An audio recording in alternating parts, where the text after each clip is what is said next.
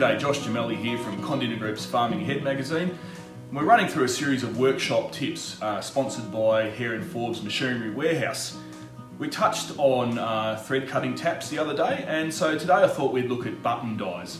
There are a few different types. I thought we'd run through exactly what the differences are. You might have seen some of these hanging around, or you might have a set at home.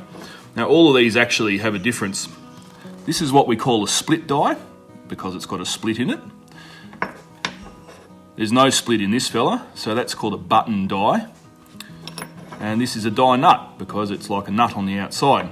They've all got a particular purpose in terms of fixing or creating external threads on a rod or a bolt.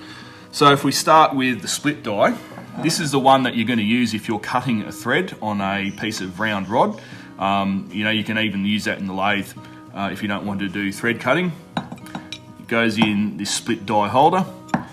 And the idea behind it is by tightening these nuts against that central screw, you can shrink this in slightly. So you can start off, you can cut a thread and then you can kind of reduce the diameter as you go.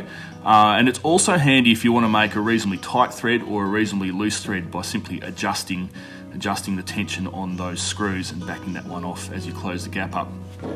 This little button die here, it doesn't have that capacity to split, but you can still use that for cutting a thread or even cleaning up a thread or repairing a thread.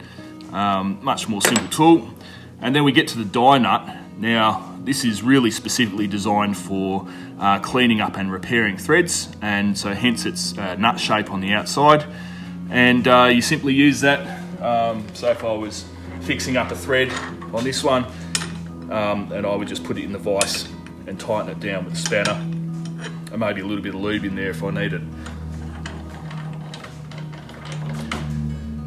So there you go.